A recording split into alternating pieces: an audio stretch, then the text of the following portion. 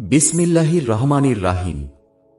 সমস্ত প্রশংসা আল্লাহর, যিনি আসমান ও জমিনের স্রষ্টা এবং ফেরেশতাগণকে করেছেন বার্তাবাহক। তারা 2 2, 3 3 ও 4 4 পাখা বিশিষ্ট। তিনি সৃষ্টি মধ্যে যা ইচ্ছা যোজক করেন। নিশ্চয় আল্লাহ সর্ববিষয়ে সক্ষম। আল্লাহ মানুষের জন্য অনুগ্রহের মধ্য থেকে যা খুলে দেন তা ফেরাবার কেউ নেই, এবং তিনি যা বারণ করেন তা কেউ প্রেরণ করতে পারে না তিনি ব্যতীত। তিনি পরাক্রমশালী প্রজ্ঞাময়। হে মানুষ, তোমাদের প্রতি আল্লাহর অনুগ্রহ স্মরণ করো। আল্লাহ ব্যতীত এমন কোন স্রষ্টা আছে কি যে তোমাদেরকে আসমান ও জমিন থেকে রিজিক দান করে? তিনি ব্যতীত কোনো উপাস্য নেই। অতএব তোমরা কোথায় ফিরে যাচ্ছ? তারা যদি আপনাকে মিথ্যাবাদী বলে, তবে আপনার পূর্ববর্তী পয়গম্বরগণকেও তো মিথ্যাবাদী বলা হয়েছিল। আল্লাহর প্রতি যাবতীয় বিষয় প্রত্যাবর্তিত হয়। হে মানুষ, নিশ্চয় আল্লাহর ওয়াদা সত্য। সুতরাং পার্থিব জীবন যেন তোমাদেরকে প্রতারণা না করে, এবং সেই প্রবঞ্চক যেন কিছুতেই তোমাদেরকে আল্লাহ সম্পর্কে প্রবঞ্চিত না করে।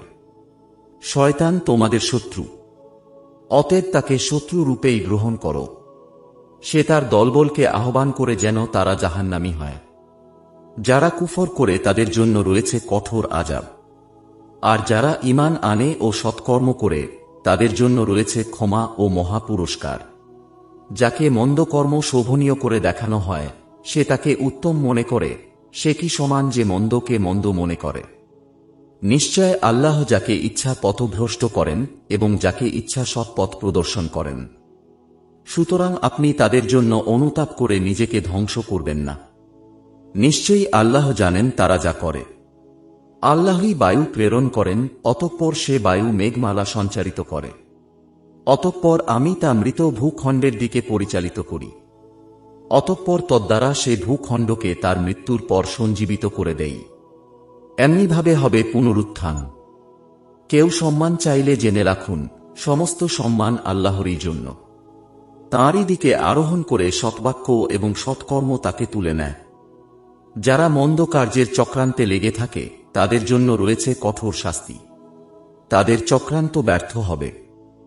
আল্লাহ তোমাদেরকে সৃষ্টি করেছেন মাটি থেকে, অতঃপর বীর্য থেকে, তারপর করেছেন তোমাদেরকে যুগল। কোন নারী গর্ভধারণ করে না এবং সন্তান প্রসব করে না, কিন্তু তাঁর জ্ঞাতসারে। কোন বয়স্ক ব্যক্তি বয়স পায় না এবং তার বয়স হ্রাস পায় না, কিন্তু তা লিখিত আছে কিতাবে। নিশ্চয় এটা আল্লাহর পক্ষে সহজ। দুটি সমুদ্র সমান হয় না, একটি মিঠা ও তৃষ্ণা নিবারক এবং অপরটি লৌনা। উভয়টি থেকেই তোমরা তাজা গোশত, মৎসহ আহার করো এবং পরিধানে ব্যবহার্য গয়নাগাটি আহরণ করো। তুমি তাতে তার বুক চিরে জাহাজ চলতে দেখো, যাতে তোমরা তার অনুগ্রহ অন্বেষণ করো এবং যাতে তোমরা কৃতজ্ঞতা প্রকাশ করো। তিনি রাত্রিকে দিবসে প্রবিষ্ট করেন এবং দিবসকে রাত্রিতে প্রবিষ্ট করেন। তিনি সূর্য ও চন্দ্রকে কাজে নিয়োজিত করেছেন, প্রত্যেকটি আবর্তন করে এক নির্দিষ্ট মেয়াদ পর্যন্ত। ইনি আল্লাহ, তোমাদের পালনকর্তা, সাম্রাজ্য তাঁরই। তার পরিবর্তে তোমরা যাদেরকে ডাকো তারা তুচ্ছ খেজুর আঁটিরও অধিকারী নয়। তোমরা তাদেরকে ডাকলে তারা তোমাদের সে ডাক শুনে না, শুনলেও তোমাদের ডাকে সাড়া দেয় না। কেয়ামতের দিন তারা তোমাদের সেরক অস্বীকার করবে। বস্তুত আল্লাহর ন্যায় তোমাকে কেউ অবহিত করতে পারবে না। হে মানুষ, তোমরা আল্লাহর বলগ্রহ, আর আল্লাহ তিনি অভাবমুক্ত, প্রশংসিত। তিনি ইচ্ছা করলে তোমাদেরকে বিলুপ্ত করে এক নতুন সৃষ্টির উদ্ভব করবেন। এটা আল্লাহর পক্ষে কঠিন নয়। কেউ অপরের বোঝা বহন করবে না। কেউ যদি তার গুরুতর ভার বহন করতে অন্যকে আহ্বান করে, কেউ তা বহন করবে না যদি সে নিকটবর্তী আত্মীয় হয়। আপনি কেবল তাদেরকে সতর্ক করেন যারা তাদের পালনকর্তাকে না দেখেও ভয় করে এবং নামাজ কায়েম করে। যে কেউ নিজের সংশোধন করে সে সংশোধন করে স্বীয় কল্যাণের জন্যই আল্লাহর নিকটই সকলের প্রত্যাবর্তন। দৃষ্টিমান ও দৃষ্টিহীন সমান নয়। সমান নয় অন্ধকার ও আলো। সমান নয় ছায়া ও তপ্তরোদ। আরও সমান নয় জীবিত ও মৃত। আল্লাহ শ্রবণ করান যাকে ইচ্ছা। আপনি কবরে শায়িখদেরকে শুনাতে সক্ষম নন। আপনি তো কেবল একজন সতর্ককারী। আমি আপনাকে সত্যধর্মসহ পাঠিয়েছি সংবাদদাতা ও সতর্ককারী রূপে। এমন কোনো সম্প্রদায় নেই যাতে সতর্ককারী আসেনি। তারা যদি আপনার প্রতি মিথ্যারোপ করে, তাদের পূর্ববর্তীরাও মিথ্যারোপ করেছিল। তাদের কাছে তাদের রাসূলগণ স্পষ্ট নিদর্শন, সহিফা এবং উজ্জ্বল কিতাবসহ এসেছিলেন। অতঃপর আমি কাফেরদেরকে ধৃত করেছিলাম। কেমন ছিল আমার আযাব? তুমি কি দেখোনি আল্লাহ আকাশ থেকে বৃষ্টি বর্ষণ করেন, অতঃপর তদ্বারা আমি বিভিন্ন বর্ণের ফল মূল উদ্গত করি। পর্বতসমূহের মধ্যে রয়েছে বিভিন্ন বর্ণের গিরিপথ সাদা, লাল ও নিকষ কালো কৃষ্ণ। অনুরূপভাবে বিভিন্ন বর্ণের মানুষ, জন্তু, চতুষ্পদ প্রাণী রয়েছে। আল্লাহর বান্দাদের মধ্যে জ্ঞানীরাই কেবল তাঁকে ভয় করে। নিশ্চয় আল্লাহ পরাক্রমশালী, ক্ষমাময়। যারা আল্লাহর কিতাব পাঠ করে, নামাজ কায়েম করে এবং আমি যা দিয়েছি তা থেকে গোপনে ও প্রকাশ্যে ব্যয় করে, তারা এমন ব্যবসা আশা করো যাতে কখনো লোকসান হবে না।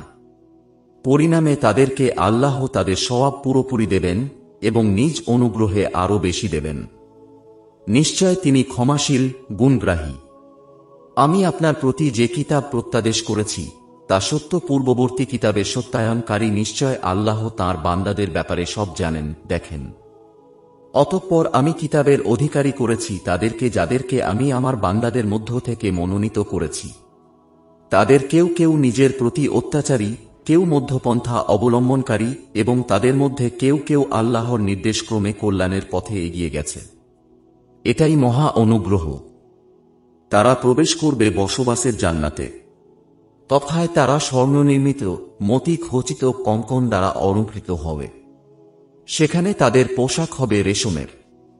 আর তারা বলবে, সমস্ত প্রশংসা আল্লাহর, যিনি আমাদের দুঃখ দূর করেছেন।